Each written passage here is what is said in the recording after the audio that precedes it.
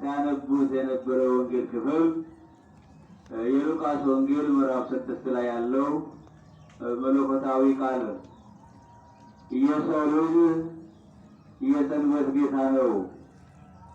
ይህንን ቃል የተናገረው በነቢያት ትንቢት የተነገረለት ሥራዬ የተቆጠረለት ከሰማይ ሰማያት እንደሚወርድ ከቅድስት ድንግል ማርያም ሰው ሆኖ ፍጹም ሰው ፍጹም አምላክ ሆኖ እንደሚወለድ የማይታይ የማይጨበጥ ረቂቅ የሆነው እንደምታይ እንደሚወለድ ትንቢት የተነገረለትና ሥራዬ የተቆጠረለት ወልደ እግዚአብሔር ኢየሱስ ክርስቶስ ነው። ዕለቱም ሊቁ ቅዱስ ያሬድ ኢትዮጵያዊው እንደሰየመው በዛሬ ቀን ሐዋርያት ተብሎ ይታወቃል።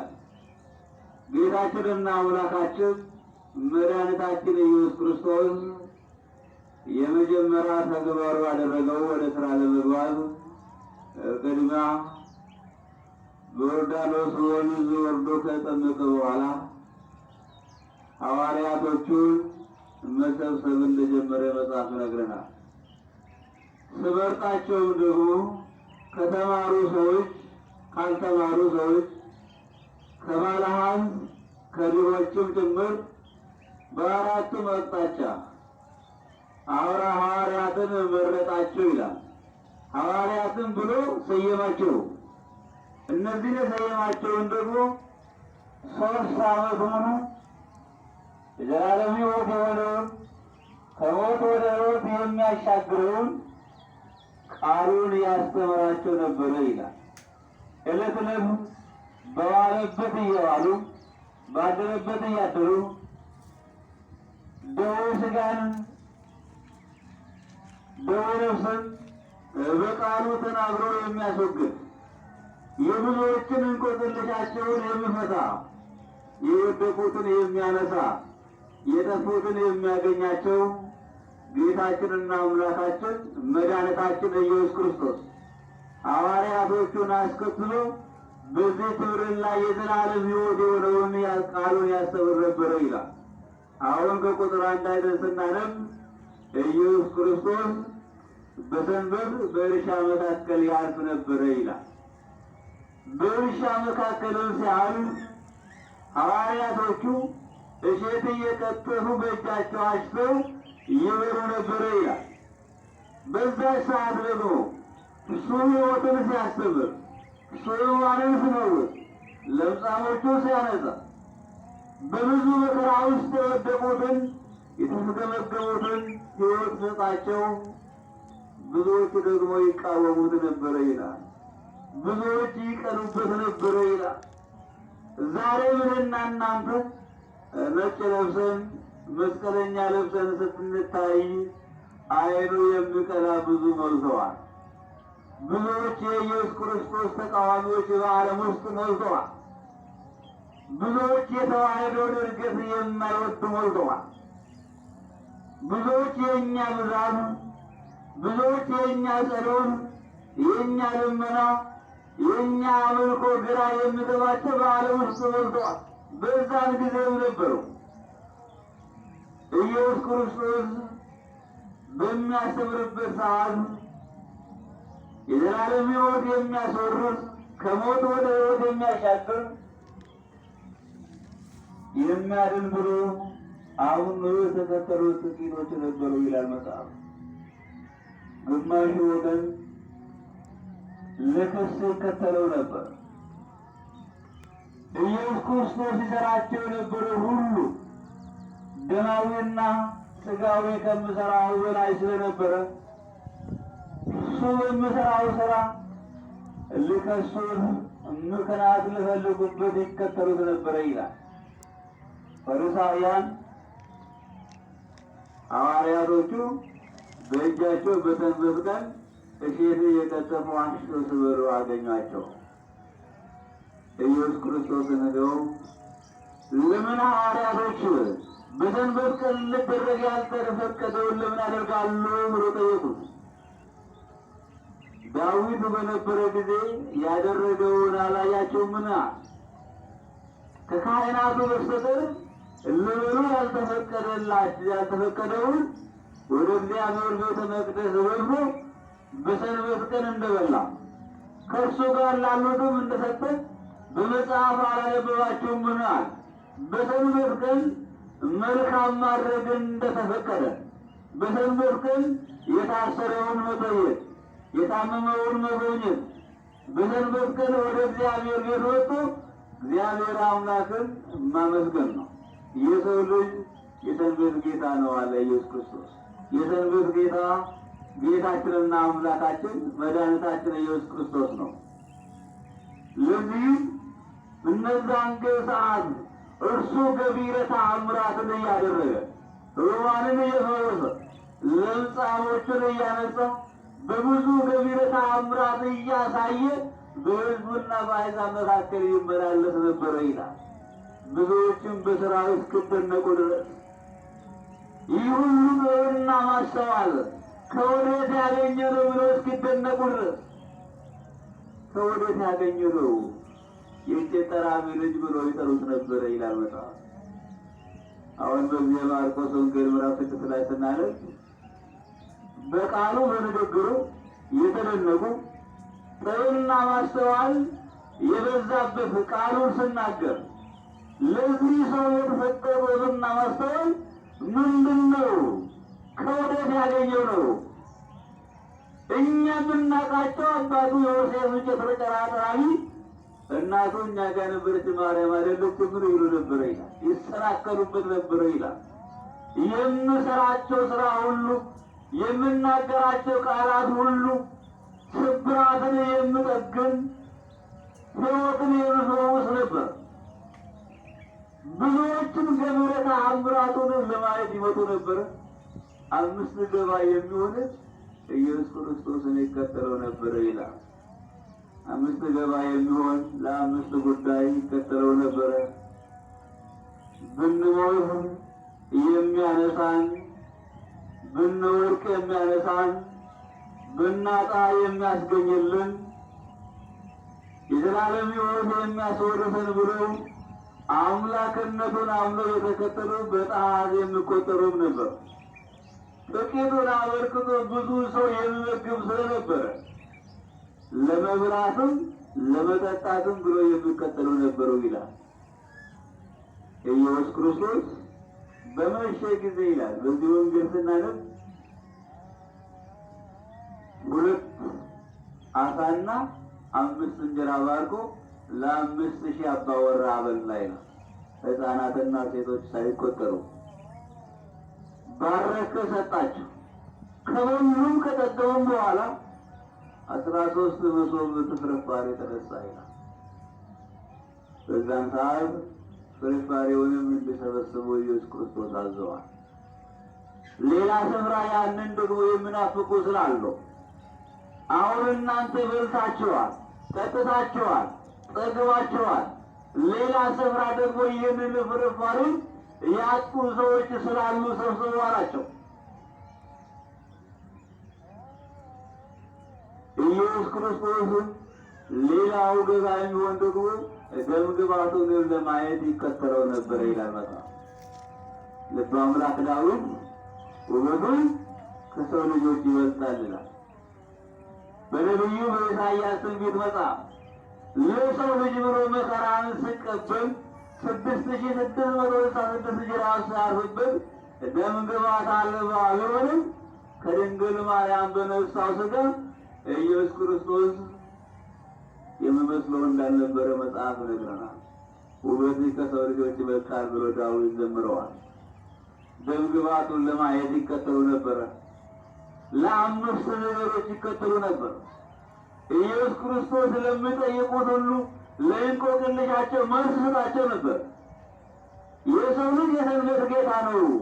ሐዋርያቶቹ በሰንበት ቀን በእርሻ ውስጥ ገብተው እሸት ስለበሉ እነሱ ክስ አቀረቡ።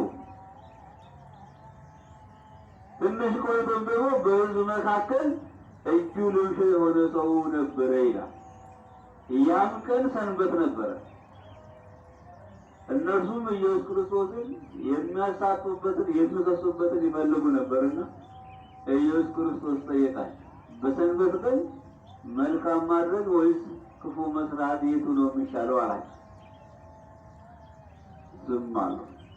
እጁ ሽባ የሆነችውን ሰው እጅን ዘርጋ ብሎ ሲናገር እንደ ሌላኛ የተሆነ አድና እግዚአብሔር አምላክን አመሰገነ ይላል። እግዚአብሔር አምላክን አመስግኑልን። በዛን ሰዓት ሰዎች የሚሉትን አጡ። በሰንበት ቀን ሕሙማንን ፈወሰ፣ ድውያንን ፈወሰ፣ ሙታንን አስነሳ። በሰንበት ቀን መልካም ነገሮችን አደረገ። ብዙዎች በመልካም ስራው ይቀኑበት ነበር። የሰው ልጅ የሰንበት ጌታ ነው። ለዚህም ነው ክርስቲያኖች በሰንበት ቀን ወደ እግዚአብሔር ቤት መጥቶ እግዚአብሔር አምላካቸውን መማፀን፣ መለመን፣ መጸለይ እንደሚያስፈልግ ቅድስት ቤተክርስቲያን ጥሪዋን የምታስተላልፈው። ታሞ በአልጋ ቁራኛ በደዌ ዳኛ ካልተያዘ አልያም ታስሮ እስር ቤት ካልገባ በስተቀር ጤነኛ የሆነ ሰው በዕለተ ሰንበት ወደ እግዚአብሔር ቤት መጥቶ የማያመሰግን የማይጸልይ በሰማይም የዕረፍት ስፍራ እንደሌለው እግዚአብሔር ቃል ያስተምረናል። ሰንበት ለሰው ልጅ ተፈጥራለች። የሰው ልጅ የሰንበት ጌታ ነው። በሰንበት ለሕሙማን ዕረፍትን ሰጠ። በሰንበት ቀን የታሰሩትን መጠየቅ፣ የተራቡትን ማብላት፣ የጠሙትን ማጠጣት፣ ብዙ መከራ ውስጥ የወደቁትን ማሰብ። ዓለም በዚህ ሰዓት በብዙ ስቃይና መከራ ውስጥ ወድቆ ነው። በአንድ ወቅት ሕዝበ እስራኤል ክፉ መከራ አገኛቸው ይላል። በእውነት እግዚአብሔር አምላክ ክፉ መከራ ከኛ ያርቅልን። ያ ክፉ መከራ ምንድን ነው? ረሃብና ጦርነት አንድ ላይ ተደርበው መጣባቸው።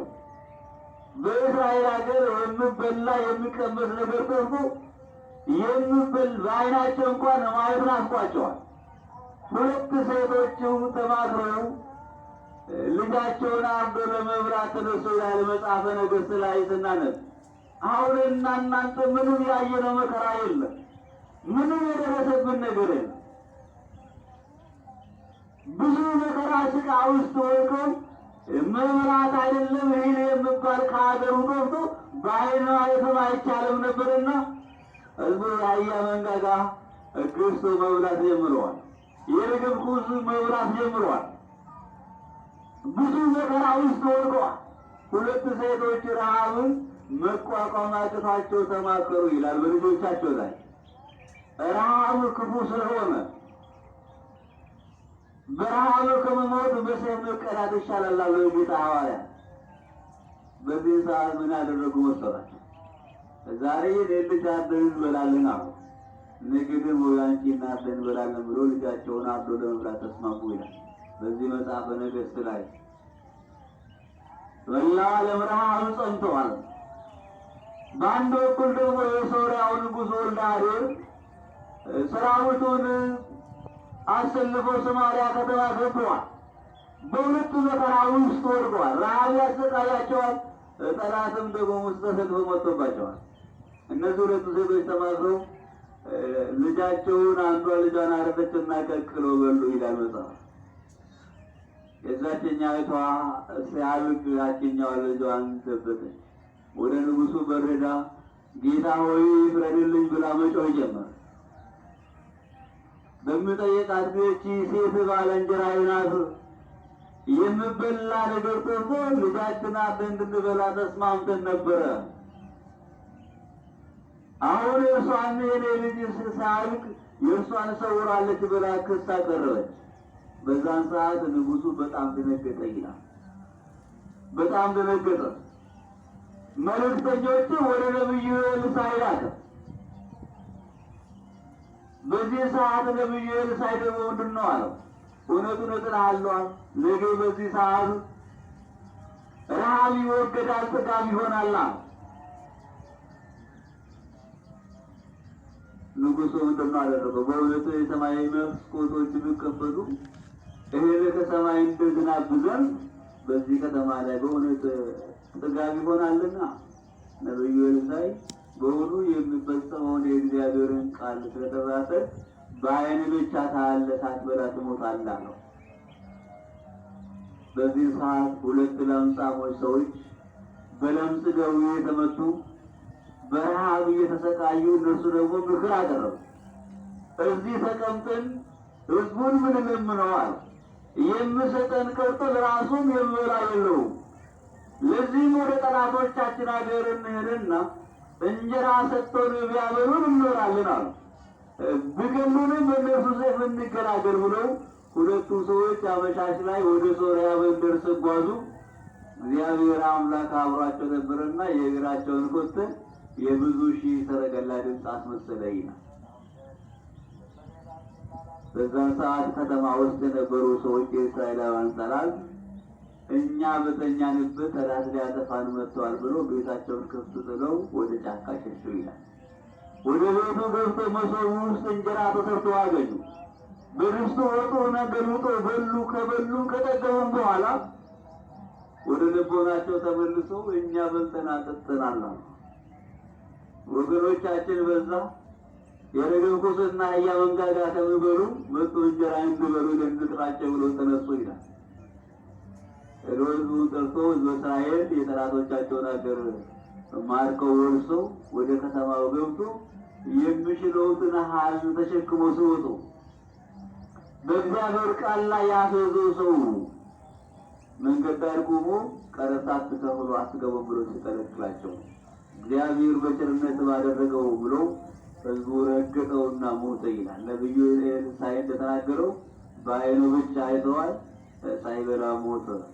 እግዚአብሔርን ስንለምነው ስንማጽነው እግዚአብሔር የማያሳልፈው የመከራ ሰዓትና ዘመን የለውም። እግዚአብሔር አምላካችን ለሀገራችን ሰላም እረፍት እንድሰጣት የእርሱ መልካም ፈቃድ ሆነልን። የተሰደዱትን ይመልስልን፣ የሞቱትን ነፍሳቸውን ይማረልን። ወስብሐት ለእግዚአብሔር። የሰው ልጅ የሰንበት ጌታ ነው። የሉቃስ ወንጌል ምዕራፍ 6። ወስብሐት ለእግዚአብሔር።